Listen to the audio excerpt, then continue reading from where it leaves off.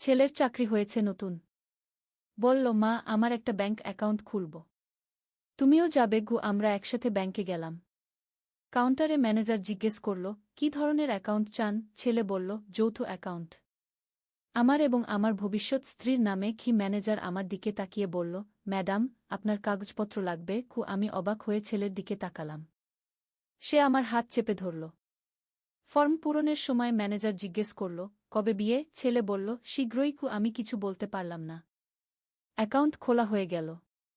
Bank থেকে বেরিয়ে আমি রেগে গিয়ে বললাম, এসব কি করলি? সে আমাকে রাস্তার ধারে দাঁড় করিয়ে বলল, মা, আমি মিথ্যা বলিনি গু। আমি বললাম, মানে? সে আমার 2 হাত ধরে বলল, আমি সত্যিই তোমাকে বিয়ে করতে চাই। আমি কোনো মেয়েকে পছন্দ করি না, শুধু তোমাকেই চাই। কি? আমার চোখে পানি চলে এল। ছেলে, এসব কি বলছিস? সে আমার চোখের জল মুছে বলল, আমি তোমাকে ভালোবাসি মা। আমার ভবিষ্যৎ তুমি ছাড়া অসম্পূর্ণ। তুমি আমাকে বিয়ে করো। কি? ব্যাংকের পাসবুক আমার হাতে কাঁপছিল, আর তার কথায় আমার মন কাঁপছিল। এই গল্পটি সম্পূর্ণ শুনলে আপনাদের পানি অটোমেটিক বের হয়ে যাবে, সো যত দ্রুত সম্ভব হাতের কাছে টিস্যু নিয়ে বসে পড়ুন। বিছানার চাদর যেন নষ্ট না হয় সেটা সম্পূর্ণ খেয়াল রাখার অনুরোধ জানিয়ে গল্পটি এখন শুরু করব। তার আগে সর্বশেষ অনুরোধ, দয়া করে এমন পানি বের করার গল্প নিয়মিত শুনতে আমাদের চ্যানেলটি সকলেই সাবস্ক্রাইব করুন। ধন্যবাদ। হ্যালো বন্ধুরা, আমার নাম রূপা বেগম। আমার বয়স 40 বছর। আমার স্বামীর নাম রহিম উদ্দিন, বয়স 43 বছর। আমাদের 2 সন্তান, সুমন আর রিনা। সুমন 18 বছর বয়সী, কলেজে পড়ে। রিনা 14 বছর বয়সী, স্কুলে যায়। সেদিন সকালে আমি রান্নাঘরে কাজ করছিলাম। হঠাৎ সুমন এসে আমাকে জড়িয়ে ধরল। তার চোখে মুখে অন্যরকম এক চাপা উত্তেজনা। বলল, মা, আমার একটা সারপ্রাইজ আছে তোমার জন্য। আমি হেসে বললাম, কি সারপ্রাইজ? সে আমার কানের কাছে ফিসফিস করে বলল, আজকে তোমার সাথে বাজারে যাব। কিছু বিশেষ কিনতে হবে। আমি বুঝলাম না কি বিশেষ জিনিস। তবে ছেলের খুশি দেখে আমিও খুশি হলাম। দুপুরে খাওয়া দাওয়া শেষে আমরা বাজারে গেলাম। সুমন আমাকে নিয়ে গেল একটা শাড়ির দোকানে। দোকানদার বলল, কি চাই আপনাদের? সুমন বলল, আমার মায়ের জন্য সবচেয়ে সুন্দর শাড়িটা দেখান। দোকানদার অনেকগুলো শাড়ি বের করল। একটা লাল রঙের শাড়ি দেখে সুমন বলল, এইটা পারফেক্ট। আমি বললাম, এত দামি শাড়ি কেন? সুমন আমার হাত ধরে বলল, মা, তুমি আমার সবচেয়ে প্রিয় মানুষ। তোমাকে সুন্দর দেখতে চাই। শাড়ি কেনার পর সুমন আমাকে নিয়ে গেল জুতার দোকানে। সেখানেও সবচেয়ে সুন্দর জুতা কিন। তারপর গহনার দোকানে গিয়ে একটা সোনার চেইন কিন। আমি অবাক হয়ে বললাম, সুমন, এত টাকা কোথায় পেলি? সে বলল, মা, আমি তো চাকরি পেয়েছি। প্রথম বেতনটা তোমার জন্যই খরচ করতে চাই। সন্ধ্যায় বাড়ি ফিরে সুমন বলল, মা, তুমি এইসব পরে একবার দেখাও তো। আমি বললাম, কেন? এখনই পরব নাকি? সে বলল, হ্যাঁ মা, দেখতে চাই তুমি কেমন লাগছ। আমি নতুন শাড়ি, জুতা আর চেইন পরে বেরিয়ে এলাম। সুমন আমাকে দেখে মুগ্ধ হয়ে বলল, মা, তুমি রানীর মতো লাগছ। রাতে খাওয়ার টেবিলে সুমন বলল, মা, আমি তোমার সাথে কিছু কথা বলতে চাই। আমি বললাম, বল, কি কথা? সুমন গম্ভীর মুখে বলল, মা, আমি চাই তুমি সবসময় সুন্দর থাক। আমি চাই তোমার যত্ন নিতে। আমি হেসে বললাম, তুই তো আমার ছেলে, অবশ্যই আমার যত্ন নিবি। কি? সুমন আমার হাত ধরে বলল, না মা, আমি আরও ভালো যত্ন নিতে চাই। আমি চাই তুমি আমার সাথে থাক সবসময়। পরদিন সকালে আমি দেখি সুমন আমার জন্য চা বানিয়ে এনেছে। এমনকি নাস্তাও তৈরি করেছে। আমি বললাম, সুমন, তুই এত কিছু করছিস কেন? সে বলল, মা, আমি বুঝেছি যে আমার জীবনের সবচেয়ে গুরুত্বপূর্ণ মানুষ তুমি। আমি তোমাকে খুশি রাখতে চাই। সেদিন দুপুরে রহিম অফিস থেকে ফিরে এসে বলল, রূপা, সুমনের আচরণ কেমন যেন অদ্ভুত লাগছে। সে এত যত্ন করছে কেন? আমি বললাম, ছেলে বড় হয়েছে, হয়তো বুঝতে পারছে মায়ের মূল্য। কিন্তু মনে মনে আমিও একটু ভাবনায় পড়লাম। তৃতীয় দিন সুমন আমাকে বলল, মা, আজকে আমার সাথে একটা জায়গায় যাবে। আমি জিজ্ঞেস করলাম, কোথায়? সে বলল, চল দেখবি। আমরা রিক্সা করে শহরের একটা নতুন জায়গায় গেলাম। সেখানে একটা সুন্দর পার্ক। সুমন আমার হাত ধরে বলল, মা, এই জায়গাটা কেমন লাগছে? আমি বললাম, খুব সুন্দর। সে বলল, আমি চাই আমরা দুজন এখানে প্রতিদিন আসি। শুধু আমরা দুজন। পার্কে বসে সুমন আমার দিকে তাকিয়ে বলল, মা, তুমি কি জান আমি তোমাকে কতটা ভালোবাসি? আমি বললাম, অবশ্যই জানি। তুই আমার ছেলে। কি? সে বলল, না মা, আমার ভালোবাসা অন্যরকম। আমি তোমাকে এমনভাবে ভালোবাসি যেমন একজন মানুষ তার প্রিয় মানুষকে ভালোবাসে। আমি একটু অস্বস্তি বোধ করলাম। বললাম, সুমন, তুই কি বলছিস? সুমন আমার 2 হাত ধরে বলল, মা, আমি অন্য কোনো মেয়েকে পছন্দ করি না। আমার কাছে তুমিই সবচেয়ে সুন্দর, সবচেয়ে ভালো। আমি চাই তুমি আমার সাথে থাক। আমি ভয় পেয়ে গেলাম। বললাম, সুমন, তুই কি বলছিস? আমি তো তোর মা। সে বলল, আমি জানি মা। কিন্তু আমার মনে যা আছে সেটা বলতে চাই। আমি উঠে দাঁড়ালাম। বললাম, চল বাড়ি যাই। কিন্তু সুমন আমার হাত ধরে বলল, মা, আমার কথা শোন। আমি তোমার ক্ষতি করব না। আমি শুধু তোমাকে ভালোবাসি। আমি তার হাত ছাড়িয়ে বললাম, সুমন, এসব কথা বল না। বাড়ি ফেরার পথে আমি কিছুই বলিনি। কিন্তু মনে মনে ভাবছিলাম, এসব কি হচ্ছে? ছেলে কেন এমন কথা বলছে? বাড়িতে পৌঁছে আমি সরাসরি আমার রুমে চলে গেলাম। রাতে খাওয়ার সময় সুমন স্বাভাবিক ভাব করার চেষ্টা করল। কিন্তু আমি তার দিকে তাকাতে পারছিলাম না। রহিম জিজ্ঞেস করল, কি হয়েছে? তোমাকে চুপচাপ লাগছে। আমি বললাম, কিছু না, একটু মাথা ব্যথাই। রাতে শুয়ে ভাবছিলাম, সুমন কি সত্যিই আমাকে সেভাবে দেখে? নাকি এটা কোনো ভুল বোঝাবুঝি? হয়তো ছেলে বয়সের কারণে কনফিউজড। আমি ঠিক করলাম তার সাথে পরিষ্কার কথা বলব। পরদিন সকালে সুমন আমার জন্য চা নিয়ে এল। আমি বললাম, সুমন বস, তোর সাথে কথা আছে। সে বসল।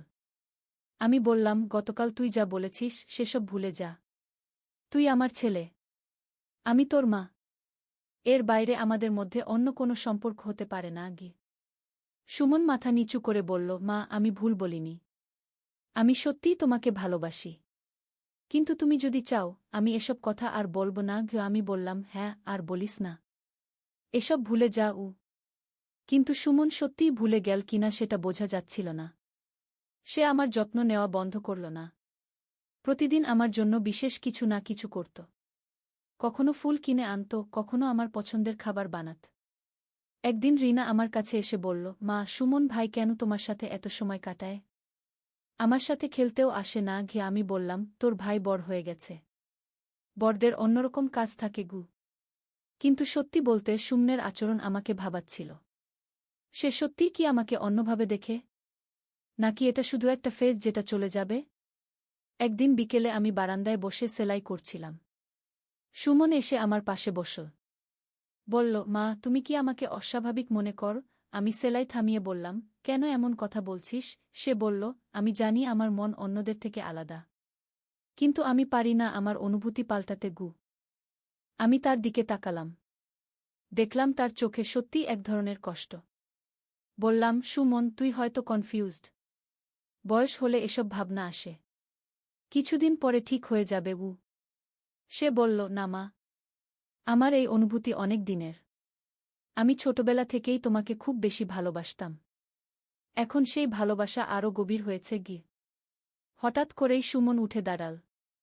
বলল, মা, আমি একটা সিদ্ধান্ত নিয়েছি। আমি জিজ্ঞেস করলাম, কি সিদ্ধান্ত? সে বলল, আমি এই শহর ছেড়ে চলে যাব। অন্য শহরে চাকরি নেব। আমি চমকে উঠলাম। বললাম, কেন? হঠাৎ কেন এমন সিদ্ধান্ত? সে বলল, কারণ আমি বুঝতে পারছি আমার এই অনুভূতি তোমাকে কষ্ট দিচ্ছে। আমি তোমার কষ্টের কারণ হতে চাই না। আমার চোখে জল এসে গেল। বললাম, সুমন, তুই আমাকে ছেড়ে যেতে পারবি না। তুই আমার ছেলে, আমার সবচেয়ে প্রিয় সন্তান। সুমন আমার কাছে এসে বসল। বলল, মা, আমিও তোমাকে ছাড়তে পারব না। কিন্তু আমি যদি থাকি তাহলে এই সমস্যা থেকেই যাবে। আমি বললাম, কোনো সমস্যা নেই। তুই স্বাভাবিক থাক। আমি তোর মা, তুই আমার ছেলে। এটাই যথেষ্ট। সুমন আমার হাত ধরল। বলল, মা, তাহলে আমি একটা অনুরোধ করি। আমি বললাম, বল। সে বলল, তুমি আমাকে তোমার সবচেয়ে ভালো বন্ধু মনে কর। আমি হব তোমার সবচেয়ে কাছের মানুষ। কিন্তু মা ছেলে হিসেবে। আমি মাথা নাড়লাম। বললাম, ঠিক আছে, তুই থাক আমার সাথে। কিন্তু প্রমিস কর, কোনো অদ্ভুত কথা বলবি না। সুমন হেসে বলল, প্রমিস মা। সেদিনের পর থেকে সুমন অনেকটা স্বাভাবিক হয়ে গেল। সে আমার যত্ন নিত, কিন্তু সেটা একজন ভালো ছেলের মতোই। আমিও স্বস্তি পেলাম। কিন্তু তার কিছুদিন পরে একদিন বিকেলে সুমন আমার কাছে এসে বলল, মা, আমার একটা গোপন কথা আছে। আমি চিন্তিত হয়ে বললাম, কি গোপন কথা? সে হেসে বলল, আমার একটা গার্লফ্রেন্ড হয়েছে। আমি খুশি হয়ে বললাম, সত্যি? কে সে? কেমন মেয়ে? সুমন বলল, তার নাম প্রিয়া। আমার কলেজের ক্লাসমেট। খুব ভালো মেয়ে খেয়ে আমি বললাম, কবে তার সাথে পরিচয় করাবি? সে বলল, খুব শীঘ্রই। আমার মনে মনে ভাবলাম, এটাই ভালো হয়েছে। সুমনের মনের মধ্যে যে অদ্ভুত ভাবনা ছিল সেটা এখন চলে যাবে। কিছুদিন পরে সুমন সত্যিই প্রিয়াকে নিয়ে এল। খুব সুন্দর, ভদ্র মেয়ে। আমার সাথে খুব ভালো ব্যবহার করল। সুমনের দিকে তাকিয়ে দেখলাম সে খুব খুশি। তার চোখে মুখে এক ধরনের শান্তি। প্রিয়া চলে যাওয়ার পর সুমন আমার কাছে এসে বলল, মা, তোমার প্রিয়াকে কেমন লাগল? আমি বললাম, খুব ভালো লাগল। তোর জন্য পারফেক্ট। সুমন হেসে বলল, জান মা, প্রিয়া আমাকে বলেছে যে আমি তোমার সাথে খুব ভালো ব্যবহার করি। সে বলেছে যে যে ছেলে মায়ের যত্ন নেয় সে সব সময় ভালো হয়। আমি গর্ব অনুভব করলাম। আমার ছেলে সত্যিই ভালো। তার মনের অদ্ভুত ভাবনাগুলো এখন চলে গেছে। সে এখন একজন স্বাভাবিক যুবক। রাতে খাওয়ার টেবিলে সুমন সবাইকে বলল, আমি আর প্রিয়া বিয়ে করব। রহিম খুশি হয়ে বলল, বাহ। কবে? সুমন বলল, আগে চাকরিটা একটু স্থিতিশীল হোক, তারপর। সেদিন রাতে আমি ভাবছিলাম জীবনে অনেক জটিলতা আসে, কিন্তু সময়ের সাথে সব কিছু ঠিক হয়ে যায়। সুমনের মতো একটি ভালো ছেলে কিছুদিনের জন্য কনফিউজড হতেই পারে, কিন্তু শেষ পর্যন্ত সে তার সঠিক পথ খুঁজে পেয়েছে। পরের দিন সকালে উঠে দেখি সুমন আমার জন্য চা বানিয়ে রেখেছে, কিন্তু এবার সেই চায়ের সাথে একটা চিঠি। আমি চিঠিটা খুলে পড়লাম। প্রিয় মা, তুমি আমার জীবনের সবচেয়ে গুরুত্বপূর্ণ মানুষ। তোমার ভালোবাসা আমাকে একজন ভালো মানুষ হতে শিখিয়েছে। আমি জানি কিছুদিন আগে আমার আচরণ অদ্ভুত ছিল, কিন্তু এখন আমি বুঝতে পেরেছি যে মায়ের ভালোবাসা সবচেয়ে পবিত্র। আমি প্রিয়াকে ভালোবাসি, কিন্তু তোমার জায়গা আলাদা। তুমি আমার মা, আমার গাইড, আমার অনুপ্রেরণা। আমি সব সময় তোমার ভালো ছেলে থাকার চেষ্টা করব। ইতি, তোমার ছেলে সুমন। চিঠিটা পড়ে আমার চোখে জল চলে এল। আমি বুঝলাম আমার ছেলে সত্যিই বড় হয়ে গেছে। সে এখন বুঝতে পারে কোনটা সঠিক আর কোনটা ভুল। সেদিন থেকে সুমন একজন আদর্শ ছেলে হিসেবে আচরণ করতে লাগল। প্রিয়ার সাথে তার সম্পর্ক ভালো চলছিল। আমাদের পরিবারে আবার শান্তি ফিরে এল। কয়েক মাস পরে সুমন আর প্রিয়ার বিয়ে হল। বিয়ের দিন সুমন আমার কাছে এসে বলল, মা, তুমি আমাকে জীবনের সবচেয়ে বড় শিক্ষা দিয়েছ। তুমি আমাকে শিখিয়েছ কিভাবে সঠিক ভালোবাসা করতে হয়। আজ সুমন আর প্রিয়া খুব সুখী দম্পতি। তাদের একটা ছোট্ট মেয়েও হয়েছে। সুমন এখন একজন দায়িত্বশীল বাবা আর স্বামী। কিন্তু আমার সাথে তার সম্পর্ক এখনও আগের মতোই গভীর। সে আমাকে খুব সম্মান করে আর ভালোবাসে। একদিন প্রিয়া আমার কাছে এসে বলল, মা, সুমন সব সময় বলে যে তার মা হচ্ছেন পৃথিবীর সেরা মা। আমিও আপনাকে আমার মায়ের মতোই ভালোবাসি। এই কথা শুনে আমার বুক গর্বে ভরে গেল। কিন্তু জীবনে সব সময় যে সুখ থাকে তা নয়। হঠাৎ একদিন রহিমের বুকে ব্যথা শুরু হল। ডাক্তার দেখিয়ে জানতে পারলাম তার হার্টের সমস্যা। অপারেশন করাতে হবে। সুমন তখন বলল, মা, তুমি চিন্তা করো না, আমি বাবার সব চিকিৎসার খরচ দেব। আমি বললাম, বাবা, এত টাকা তোর কাছে কোথায়? সে বলল, মা, আমি গত 2 বছর ধরে একটা সেভিংস অ্যাকাউন্টে টাকা জমিয়েছি। মনে মনে ভেবেছিলাম হয়তো কখনো পরিবারের কাজে লাগবে। রহিমের অপারেশন সফল হল। ডাক্তার বলল, আপনার ছেলে খুব ভালো। পুরো চিকিৎসার সময় সে একটি মুহূর্ত আপনার পাশ ছাড়েনি। আমি গর্ব অনুভব করলাম। আমার ছেলে সত্যিই একজন দায়িত্বশীল মানুষ হয়েছে। রহিম সুস্থ হয়ে ওঠার পর আমাদের পরিবারে আবার খুশির আবহাওয়া ফিরে এল। রিনাও তার পড়াশোনায় ভালো করছিল। সে এখন স্কুলের প্রথম মেয়ে। একদিন সকালে সুমন আমার কাছে এসে একটা খবর দিল যা আমাকে চমকে দিল। সে বলল, মা, আমার কোম্পানি আমাকে অন্য শহরে বদলি করতে চাচ্ছে।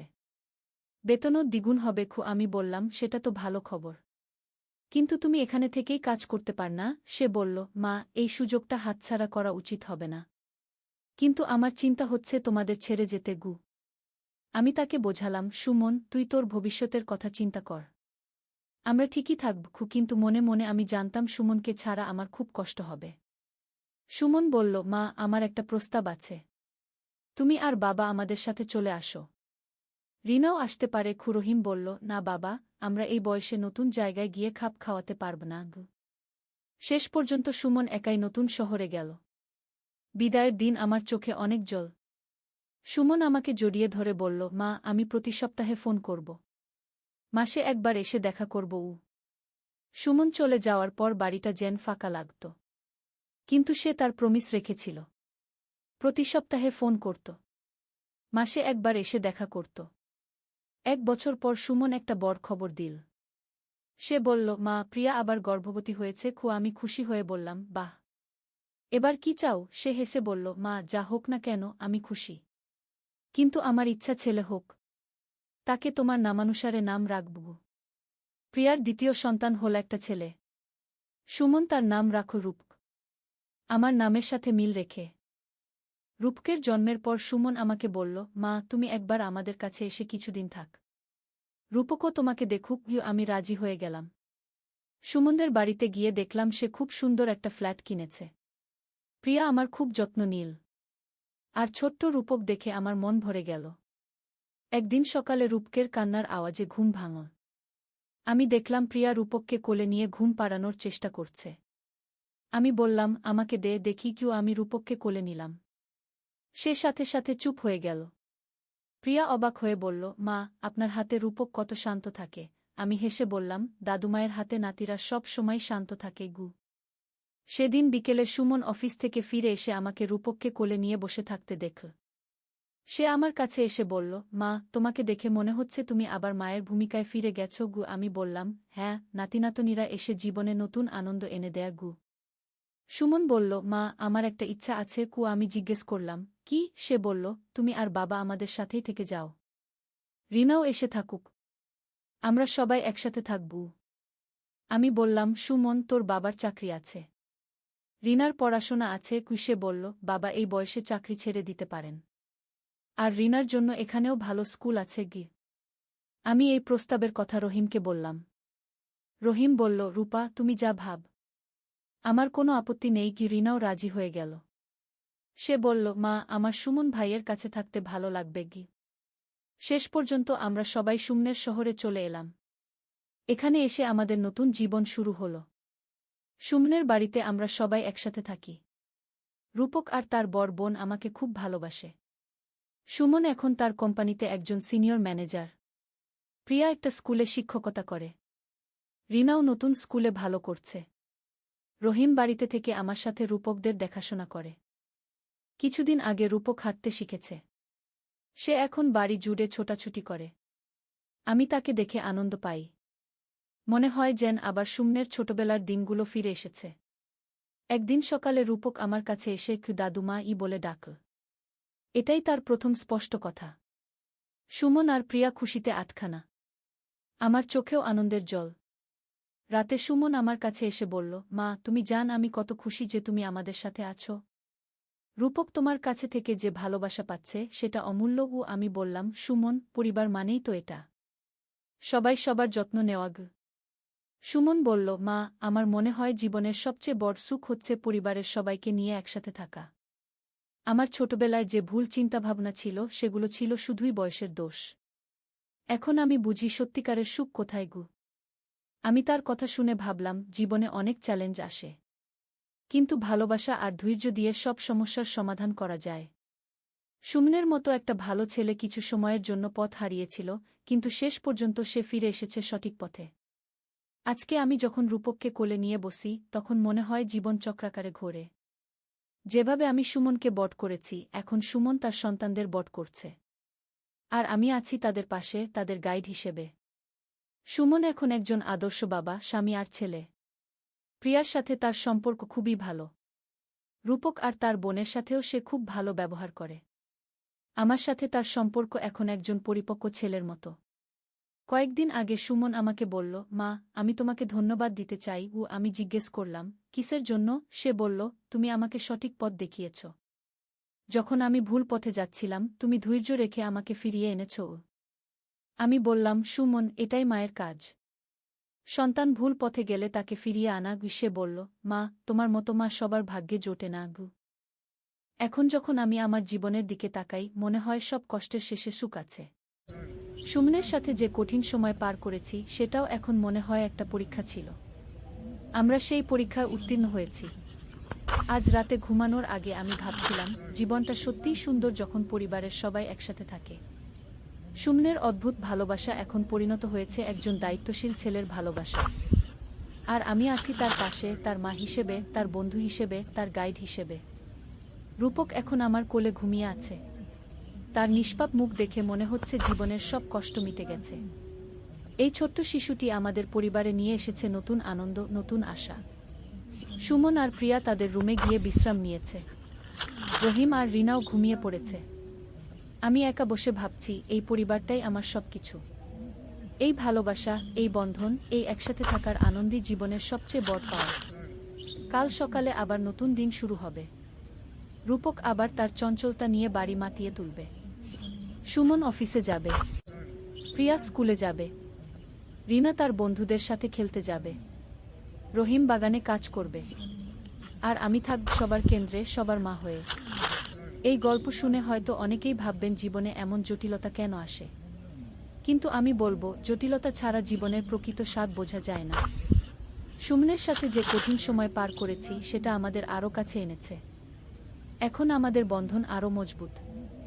আমার এই গল্প শেষ করব একটা কথা দিয়ে, পরিবার হচ্ছে জীবনের সবচেয়ে বড় সম্পদ। যতই সমস্যা আসুক, পরিবারের ভালোবাসা দিয়ে সব কিছুর সমাধান সম্ভব। আর মায়ের ভালোবাসা হচ্ছে পৃথিবীর সবচেয়ে শুদ্ধতম ভালোবাসা। নদীর ধারে সেই গা। প্রথম অধ্যায়, শুরুজাত। পদ্মা নদীর ধারে একটা ছোট্ট গ্রাম ছিল, নাম তার রূপসী গ্রাম। গ্রামের নাম শুনলেই মনে হতো কত সুন্দর হবে। আর সত্যিই গ্রামটা ছিল অপূর্ব সুন্দর।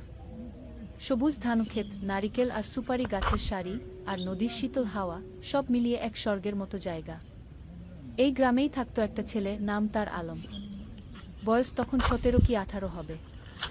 ফর্সা রং, লম্বা চুল, আর চোখে একটা স্বপ্ন, বড় হয়ে সে লেখক হবে। প্রতিদিন সন্ধ্যায় নদীর ধারে বসে সে লিখত তার ডায়েরিতে। কখনো কবিতা, কখনো গল্প, কখনো শুধু মনের কথা। আলমের বাবা মোক্তার সাহেব ছিলেন গ্রামের স্কুলের প্রধান শিক্ষক। মা রহিমা বেগম ছিলেন একজন নরম মনের মহিলা, যিনি সবসময় সবার জন্য রান্না করতেন। তাদের ছোট্ট টিনের চালের বাড়িটা ছিল গ্রামের মাঝখানে। আলমের একটা ছোট বোন ছিল, সামিয়া। বয়স তার 10 বছর। চঞ্চল, দুষ্টু, কিন্তু খুব মিষ্টি। সে সবসময় ভাইয়ের পিছন পিছন ঘুরত। ভাইয়া, আমাকে নিয়ে চলো না। এই ছিল তার প্রিয় সংলাপ। দ্বিতীয় অধ্যায়, নতুন প্রতিবেশী। একদিন গ্রামে নতুন একটা পরিবার এলো। তারা ঢাকা থেকে এসেছিল। বাবা একজন সরকারি চাকরিজীবী, বদলি হয়ে এই উপজেলায় এসেছেন। তাদের সাথে ছিল একটা মেয়ে, নাম তার তানিয়া।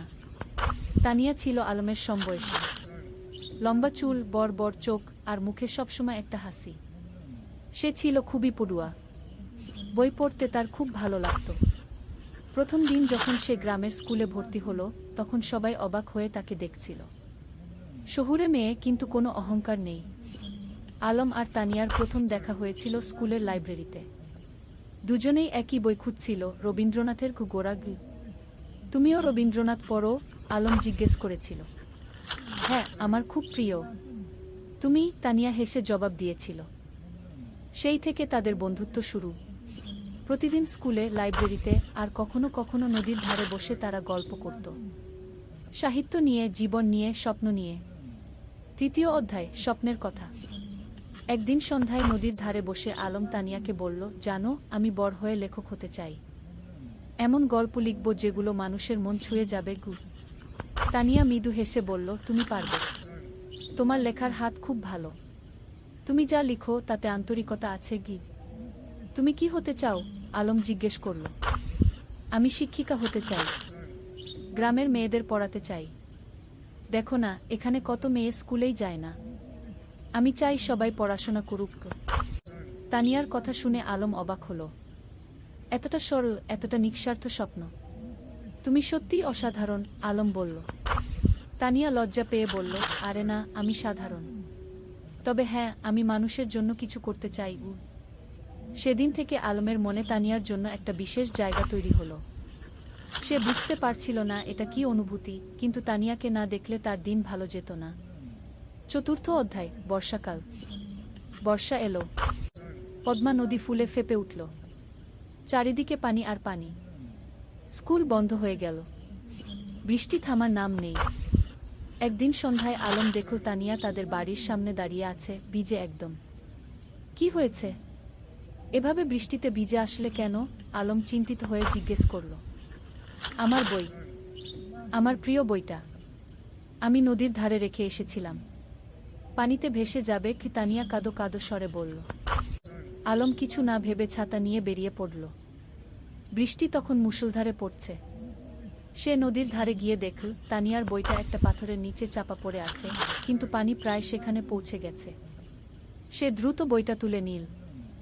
সৌভাগ্যবশত বইটা পুরোপুরি ভিজেনি।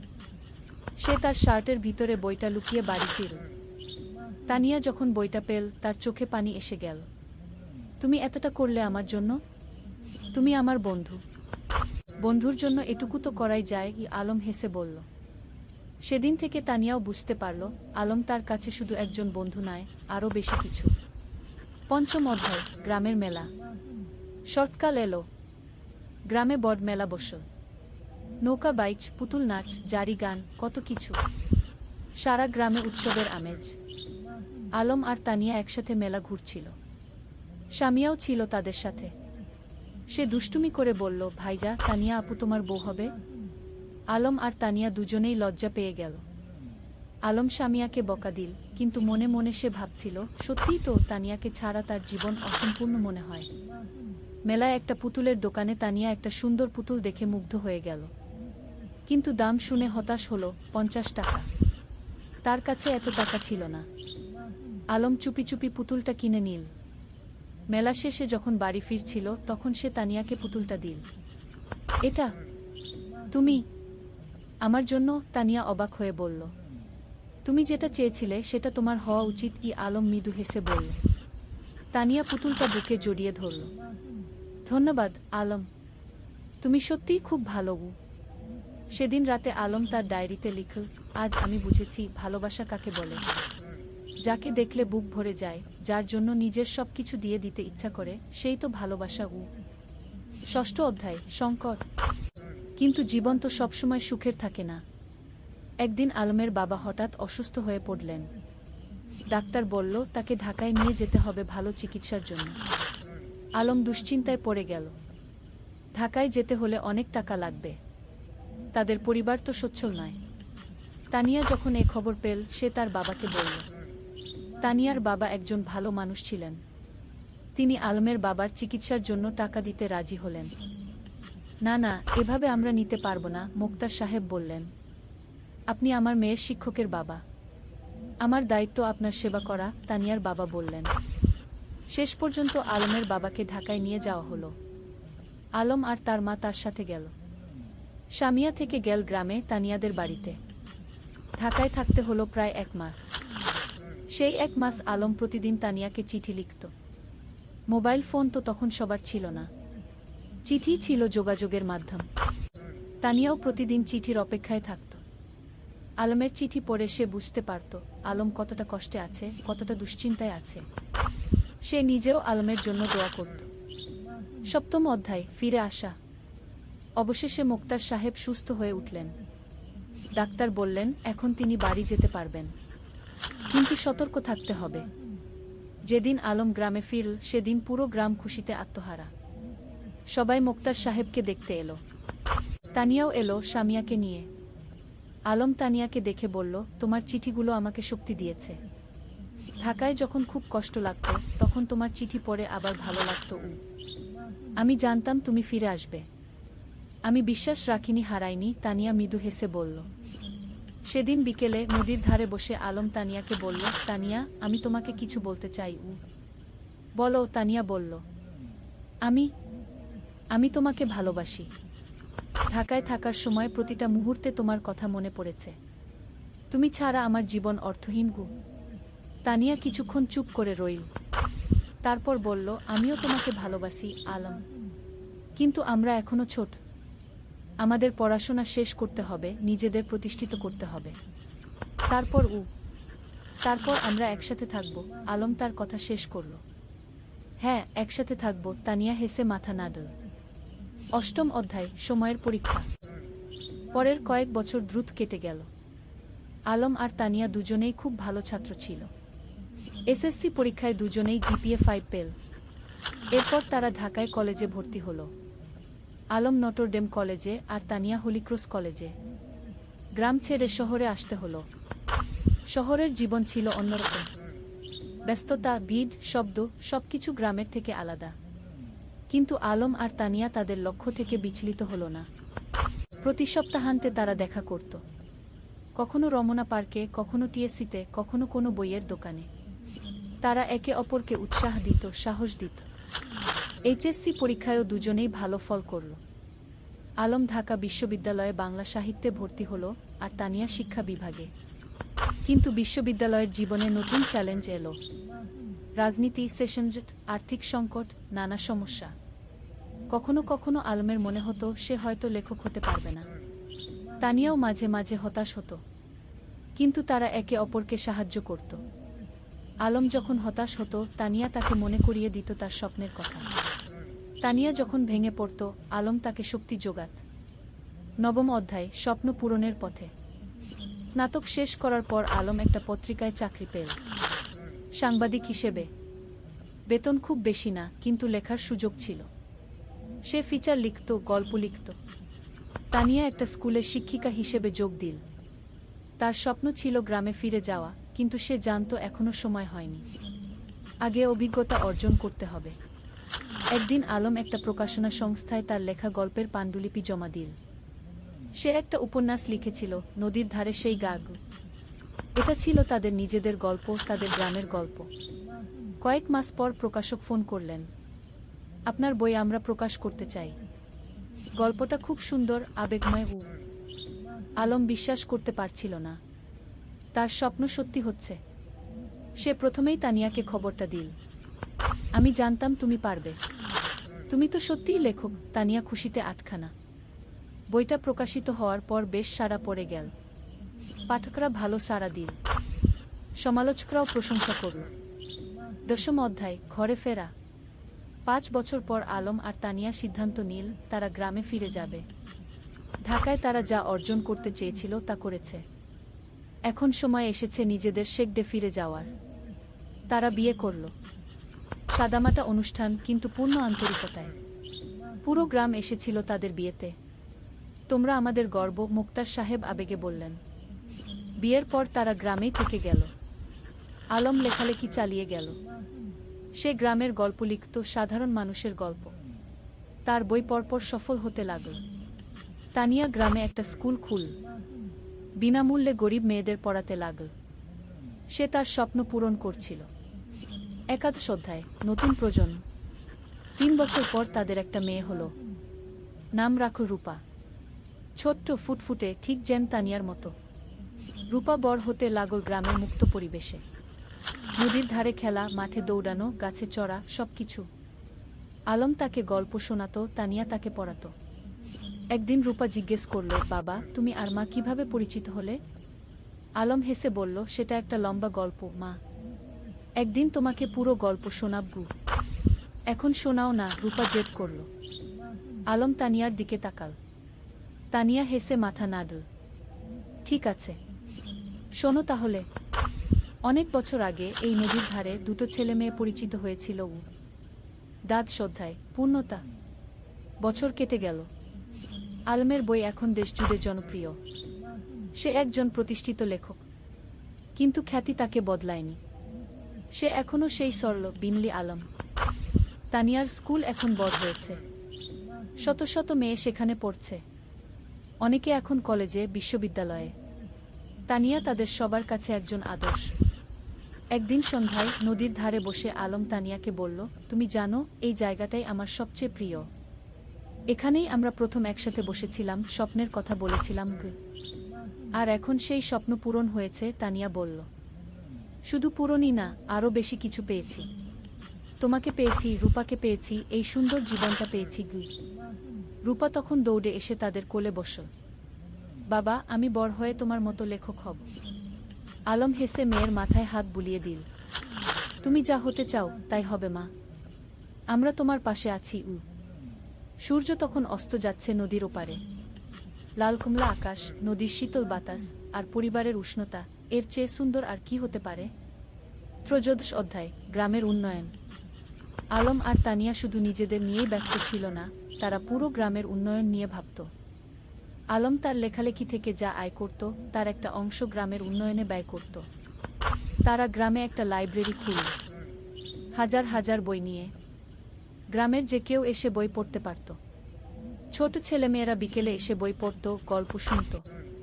জ্ঞানী শক্তি আলম সবসময় বলতো, আমরা যদি আমাদের নতুন প্রজন্মকে শিক্ষিত করতে পারি তাহলে গ্রাম এমনিতেই উন্নত হবে। তানিয়া তার স্কুলে শুধু পড়াশোনাই শেখাতো না, জীবন দক্ষতাও শেখাতো। মেয়েদের শেখাতো কিভাবে আত্মবিশ্বাসী হতে হয়, কিভাবে নিজের মতামত প্রকাশ করতে হয়, কিভাবে স্বাবলম্বী হতে হয়। শিক্ষা মানে শুধু বই পড়া নয়, তানিয়া বলতো। শিক্ষা মানে জীবনকে বুঝতে শেখা, মানুষ হয়ে ওঠা। গ্রামের মানুষ তাদের এই প্রচেষ্টায় খুব খুশি ছিল। যারা আগে মেয়েদের স্কুলে পাঠাতে চাইতো না, তারাও এখন পাঠাতে শুরু করেছে।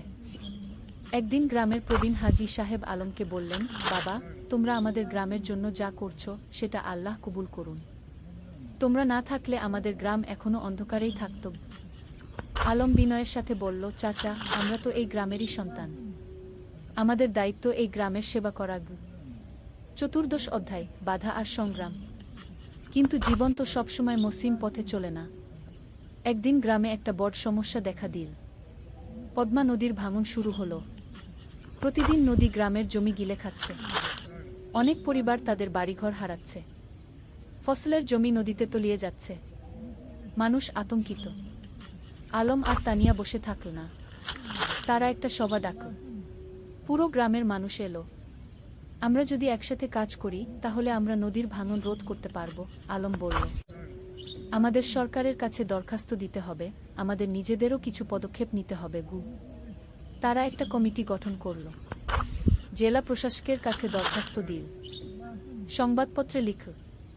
আলম তার লেখনীর মাধ্যমে এই সমস্যা তুলে ধরল সারা দেশে।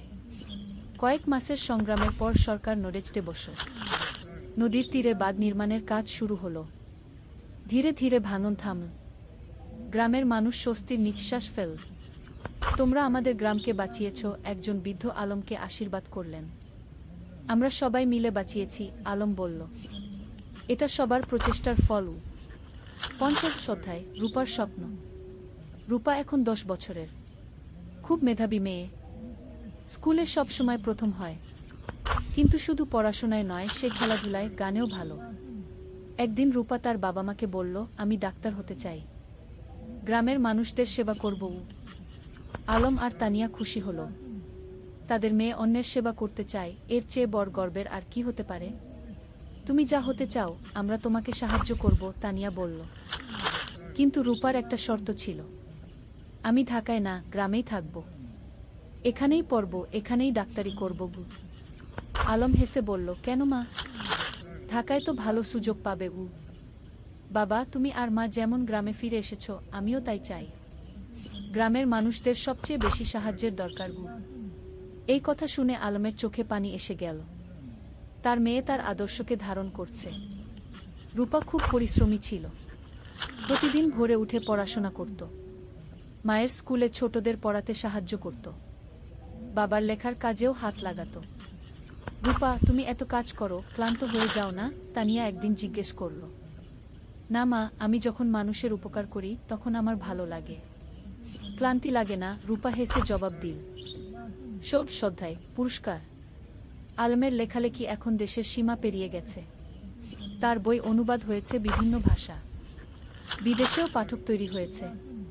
একদিন একটা খবর এলো, আলম জাতীয় সাহিত্য পুরস্কার পেতে যাচ্ছে। এটা দেশের সর্বোচ্চ সাহিত্য পুরস্কার। পুরো গ্রাম আনন্দে উদ্বেলিত। আমাদের আলম জাতীয় পুরস্কার পাবে, সবাই গর্ব করে বলতে লাগল। পুরস্কার দেওয়ার অনুষ্ঠান হলো ঢাকায়। প্রধানমন্ত্রী নিজে পুরস্কার তুলে দিলেন আলমের হাতে। আপনার লেখা আমাদের গ্রাম বাংলার প্রকৃত চিত্র তুলে ধরে, প্রধানমন্ত্রী বললেন। আপনি দেশের গর্ব। আলম বিনয়ের সাথে পুরস্কার নিল। তার মনে পড়ল সেই দিনগুলোর কথা, যখন সে নদীর ধারে বসে স্বপ্ন দেখত লেখক হওয়ার। পুরস্কার পাওয়ার পর আলম একটা বক্তৃতা দিল। এই পুরস্কার শুধু আমার একার নয়, এটা আমার স্ত্রী তানিয়ার, আমার মেয়ে রূপার, আমার গ্রামের সব মানুষের। তারা আমাকে অনুপ্রাণিত করেছে, সাহস দিয়েছে। তানিয়ার চোখে খুশির অশ্রু। তার স্বামী এত বড় সম্মান পেল, কিন্তু তবুও সে নিজের কৃতিত্ব সবার সাথে ভাগ করে নিচ্ছে। সপ্তদশ অধ্যায়, তানিয়ার স্বীকৃতি। আলমের পুরস্কার পাওয়ার 1 বছর পর তানিয়াও একটা সম্মান পেল। সরকার তাকে কুশেরা শিক্ষক পুরস্কার দিল। তার স্কুল থেকে যে মেয়েরা বের হয়ে গেছে তারা এখন বিভিন্ন ক্ষেত্রে প্রতিষ্ঠিত। কেউ ডাক্তার, কেউ ইঞ্জিনিয়ার, কেউ শিক্ষক, কেউ উদ্যোক্তা। পুরস্কার নেওয়ার সময় তানিয়া বলল, আমি শুধু বীজ বপন করেছি। এই মেয়েরাই আমার আসল পুরস্কার। তারা নিজেদের প্রতিষ্ঠিত করেছে, সমাজে অবদান রাখছে। তার স্কুলের একজন প্রাক্তন ছাত্রী, যে এখন একজন সফল ব্যবসায়ী, মঞ্চে উঠে এসে বলল, ম্যাডাম না থাকলে আমি আজ এখানে থাকতাম না। তিনি আমাকে শুধু পড়াশোনাই শেখাননি, আত্মবিশ্বাস শিখিয়েছেন। রূপা তখন মঞ্চের নিচে বসে মায়ের দিকে তাকিয়েছিল, গর্বিত চোখে। আমার মা সত্যিই সেরা, সে মনে মনে বলল। অষ্টাদশ অধ্যায়, সময়ের প্রবাহ। আরও কয়েক বছর কেটে গেল। রূপা এখন 8ম শ্রেণীতে, খুব ভালো ছাত্রী। তার স্বপ্ন ডাক্তার হওয়ার, সেই স্বপ্ন এখনও অটুট। আলম এখনও লিখে যাচ্ছে। তার নতুন একটা উপন্যাস বের হলো, জোছনা রাতের স্বপ্ন। এটাও বেশ জনপ্রিয় হলো। তানিয়ার স্কুল এখন অনেক বড়, 300 জন ছাত্রী, 10 জন শিক্ষক, একটা পূর্ণাঙ্গ শিক্ষা প্রতিষ্ঠান। গ্রামটাও অনেক বদলে গেছে। এখন পাকা রাস্তা, বিদ্যুৎ, স্বাস্থ্যকেন্দ্র, সবকিছু আছে। কিন্তু গ্রামের আত্মা, সেই সারল্য, সেই ভালোবাসা, সেটা আছে অক্ষুণ্ণ। একদিন সন্ধ্যায় পুরো পরিবার নদীর ধারে বসেছিল।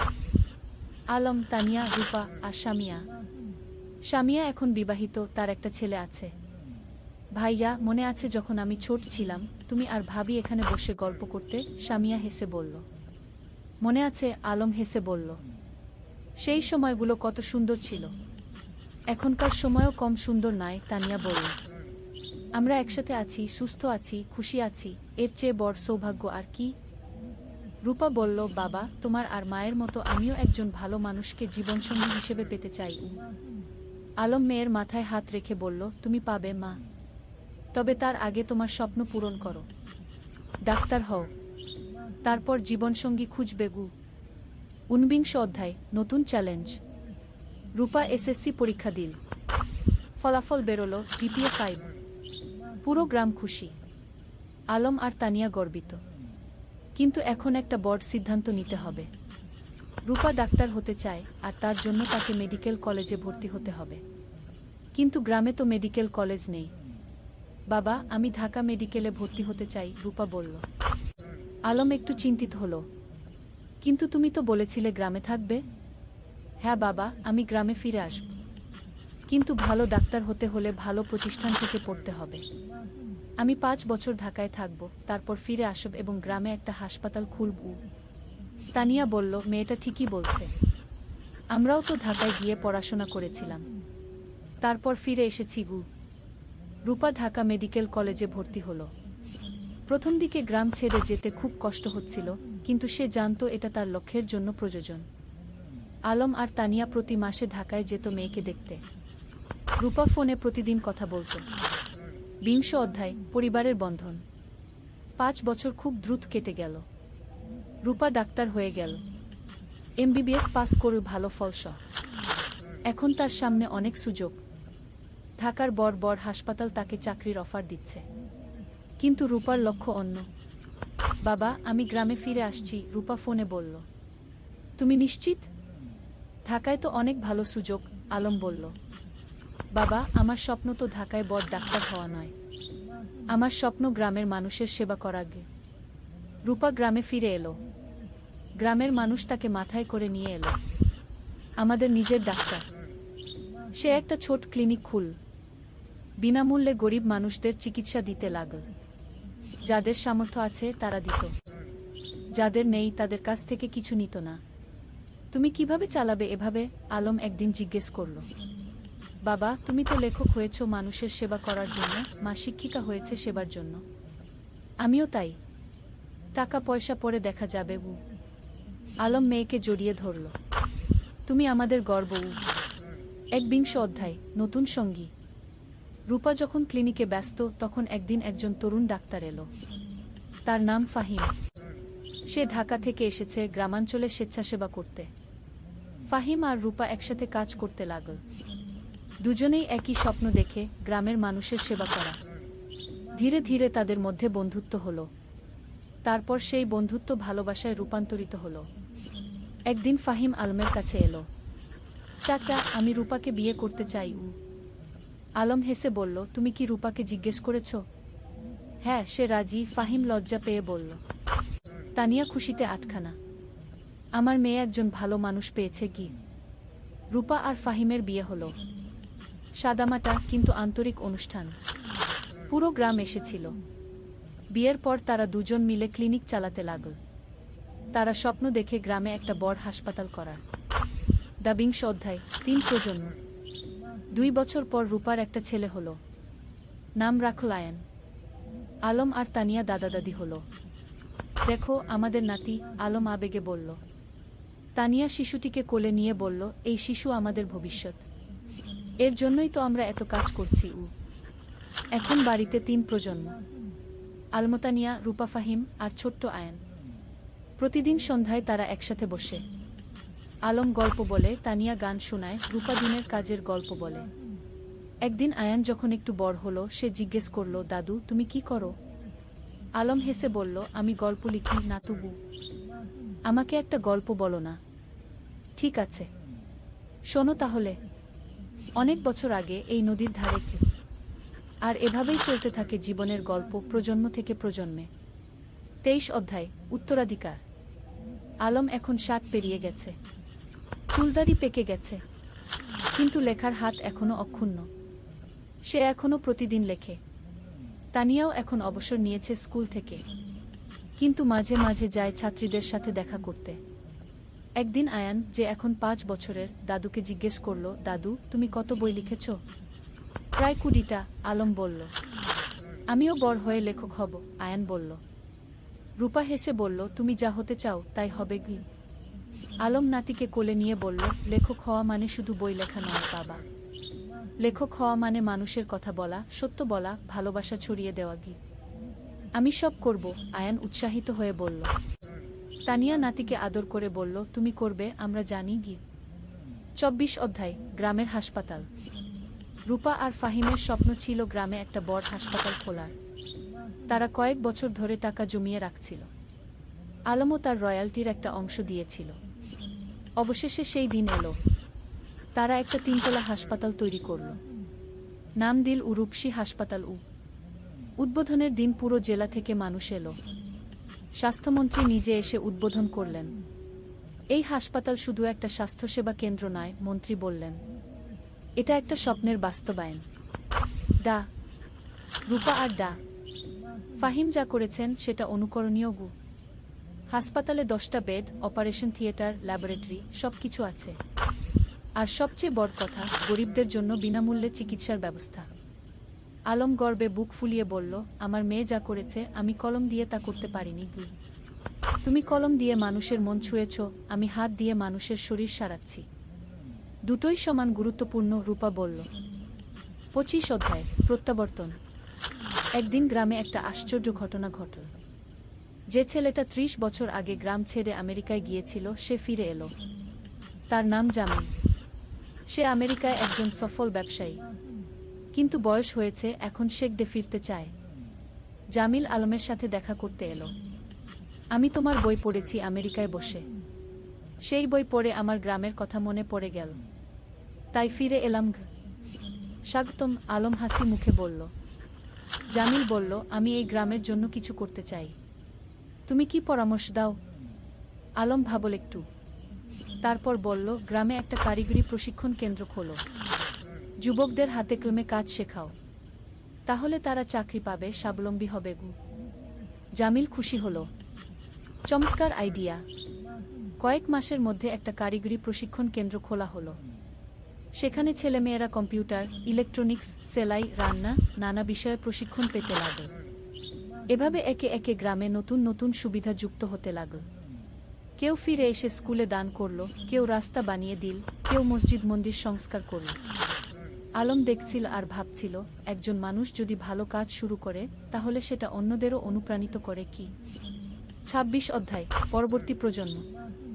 আয়ান এখন 10 বছরের, খুব মেধাবী ছেলে। সে দাদুর কাছে বসে গল্প শোনে, দাদির কাছে থেকে জীবনের পাঠ নেয়। একদিন স্কুলে একটা রচনা প্রতিযোগিতা হলো। বিষয় ছিল আমার স্বপ্নের বাংলাদেশ। আয়ান লিখল, আমার স্বপ্নের বাংলাদেশে সবাই শিক্ষিত হবে, কেউ অসুস্থ হলে চিকিৎসা পাবে, কেউ গরিব থাকবে না, সবাই একসাথে মিলেমিশে থাকবে। আমার দাদু বলেন, স্বপ্ন দেখতে হয় বড়, তারপর সেই স্বপ্ন পূরণের জন্য কাজ করতে হয়। আয়ান প্রথম হলো, পুরস্কার পেল। আলম নাতির রচনা পড়ে চোখ ভিজিয়ে ফেল। আমাদের শিক্ষা বৃথা যায়নি, নতুন প্রজন্ম ঠিক পথে আছে। ২৭ অধ্যায়, জীবনের সন্ধ্যা। আলম এখন ৬৫ পেরিয়ে গেছে, শরীর একটু দুর্বল হয়ে এসেছে, কিন্তু মন এখনো তরুণ। একদিন ডাক্তার বলল তার হার্টে সমস্যা আছে, বিশ্রাম নিতে হবে। রূপা খুব চিন্তিত। বাবা, তুমি এখন আর এত কাজ করবে না, বিশ্রাম নাও। কিন্তু আলম কি থেমে থাকার মানুষ? সে এখনো লেখে, মানুষের সাথে দেখা করে, গ্রামের উন্নয়নের কাজে যুক্ত থাকে। তানিয়া বলল, তুমি একটু শান্ত হও, আমরা এত কাজ করেছি, এখন পরের প্রজন্মকে দায়িত্ব দাও। তুমি ঠিক বলছো, আলম মেনে নিল। কিন্তু আমার একটা শেষ ইচ্ছা আছে। কি? তানিয়া জিজ্ঞেস করল। আমি আমাদের জীবনের গল্পটা লিখতে চাই, একটা আত্মজীবনী, যাতে পরের প্রজন্ম জানতে পারে আমরা কিভাবে স্বপ্ন দেখেছিলাম, কিভাবে সেই স্বপ্ন পূরণ করেছিলাম। তুমি লেখো, তানিয়া হেসে বলল। আমি তোমাকে সাহায্য করব। ২৮ অধ্যায়, শেষ বই। পরের ৬ মাস আলম লিখে তার জীবনের গল্প। নদীর ধারে সেই গা, একটি জীবন কথা কি নাম দিল। বইটাই ছিল তাদের প্রথম দেখা, প্রথম প্রেম, সংগ্রাম, সফলতা, ব্যর্থতা, সবকিছু। বই প্রকাশিত হওয়ার পর দেশজুড়ে সাড়া পড়ে গেল। মানুষ পড়ল আর অনুপ্রাণিত হল। একজন পাঠক চিঠি লিখল, আপনার বই পড়ে আমি বুঝেছি স্বপ্ন দেখা আর তা পূরণ করা সম্ভব। আমিও এখন আমার গ্রামে ফিরে যাব, কিছু করব। আলম এই চিঠি পড়ে খুশি হল। দেখো তানিয়া, আমাদের জীবন বৃথা যায়নি, আমরা মানুষকে অনুপ্রাণিত করতে পেরেছি। ২৯ অধ্যায়, বিদায়। এক শীতের সকালে আলম ঘুম থেকে উঠল না, তার হার্ট অ্যাটাক হয়েছে। রূপা যতই চেষ্টা করল, কিছু করতে পারল না। আলম চলে গেল, পুরো গ্রাম শোকে মুহ্যমান। আমাদের আলম চলে গেল, সবাই কাঁদল। তানিয়া কান্নায় ভেঙে পড়ল। তুমি আমাকে একা ফেলে চলে গেলে। রূপা মাকে সান্ত্বনা দিল। মা, বাবা চলে যায়নি, তার লেখায় সে বেঁচে আছে, তার কাজে সে বেঁচে আছে, আমাদের মধ্যে সে বেঁচে আছে। আলমের জানাজায় হাজার হাজার মানুষ এলো। তাকে সমাহিত করা হলো গ্রামের কবরস্থানে, নদীর পাশে, যেখানে সে জীবনের অনেকটা সময় কাটিয়েছে। ৩০ অধ্যায়, উত্তরাধিকার, শেষ অধ্যায়। আলমের মৃত্যুর পর তানিয়া ভেঙে পড়েনি, সে আরও শক্ত হয়েছে। আলম চলে গেছে, কিন্তু তার স্বপ্ন চলে যায়নি। আমাকে সেই স্বপ্ন বাঁচিয়ে রাখতে হবে। সে গ্রামের লাইব্রেরিটাকে কি আলম স্মৃতি লাইব্রেরিকে নাম দিল। সেখানে আলমের সব বই রাখা হলো। রূপা হাসপাতালে আরও বেশি মনোযোগী হলো। বাবা চাইতেন আমি মানুষের সেবা করি, আমি তাই করব। ফাহিম তার পাশে থেকে সাহায্য করল। আয়ান, যে এখন ১৫ বছরের, দাদুর মতো লিখতে শুরু করল। সে গল্প লেখে, কবিতা লেখে। একদিন আয়ান তানিয়াকে তার লেখা একটা গল্প দেখাল। গল্পের নাম দাদুর স্বপ্ন। তানিয়া পড়ল, চোখে পানি এলো। তোমার দাদু বেঁচে আছে তোমার মধ্যে। বছরের পর বছর কেটে গেল, গ্রামটা আরও উন্নত হলো, কিন্তু আলমকে কেউ ভুলল না। প্রতি বছর তার জন্মদিনে গ্রামে একটা সাহিত্য উৎসব হয়। তরুণ লেখকরা আসে, তাদের লেখা পড়ে। তানিয়া এখন ৮০ পেরিয়ে গেছে, কিন্তু এখনও প্রতিদিন স্কুলে যায়, ছাত্রীদের দেখে আসে। একদিন এক তরুণী তানিয়াকে জিজ্ঞেস করল, ম্যাডাম, আপনার আর আলম স্যারের গল্পটা কি সত্যি? তানিয়া হেসে বলল, হ্যাঁ, প্রতিটা শব্দ সত্যি। আমরা স্বপ্ন দেখেছিলাম, আর সেই স্বপ্ন পূরণ করেছিলাম। আমিও কি পারবো? তরুণী জিজ্ঞেস করল। অবশ্যই পারবে, তানিয়া দৃঢ়তার সাথে বলল। শুধু স্বপ্ন দেখো, তারপর সেই স্বপ্ন পূরণের জন্য কাজ করো, আর কখনো হাল ছেড়ো না। সেদিন সন্ধ্যায় নদীর ধারে বসে তানিয়া আকাশের দিকে তাকাল। আলম, তুমি কি দেখছো? আমরা যা শুরু করেছিলাম তা এখনো চলছে। তোমার স্বপ্ন বেঁচে আছে। নদীর জল কুলকুল করে বয়ে যাচ্ছে। বাতাসে যেন আলমের কণ্ঠস্বর ভেসে এলো, আমি জানতাম তুমি পারবে। আমরা একসাথে এই স্বপ্ন দেখেছিলাম, তুমি তা বাঁচিয়ে রেখেছ। ধন্যবাদ তানিয়াগু। তানিয়া হাসল, চোখে পানি কিন্তু মুখে হাসি। ধন্যবাদ তোমাকে আলম, তুমি আমার জীবনকে অর্থবহ করেছিলে। সমাপ্তি। এই ছিল আলম আর তানিয়ার গল্প। দুটো সাধারণ মানুষ যারা অসাধারণ স্বপ্ন দেখেছিল। আর সেই স্বপ্ন শুধু নিজেদের জন্যই ছিল না, ছিল সবার জন্য। আজও রূপসী গ্রামে যদি যাও, দেখবে আলম স্মৃতি লাইব্রেরি, তানিয়া বালিকা বিদ্যালয়, রূপসী হাসপাতাল, সবকিছু দাঁড়িয়ে আছে। এগুলো শুধু ভবন নয়, এগুলো স্বপ্নের বাস্তবায়ন। আর নদীর ধারে, যেখানে একদিন দুটো তরুণ তরুণী বসে স্বপ্ন দেখেছিল, সেখানে এখন একটা ফলক লাগানো আছে। তাতে লেখা, যেখানে স্বপ্ন শুরু হয়েছিল। আলম ও তানিয়া, দুই স্বপ্নদ্রষ্টা, দুই সেবক, যারা প্রমাণ করেছেন স্বপ্ন দেখলে এবং কাজ করলে সবকিছুই সম্ভব। শিক্ষা, জীবনে স্বপ্ন দেখো বড়, তারপর সেই স্বপ্ন পূরণের জন্য নিরলসভাবে কাজ করো। নিজের জন্য নয়, সবার জন্য কিছু করার চেষ্টা করো। তাহলেই জীবন সার্থক হবে।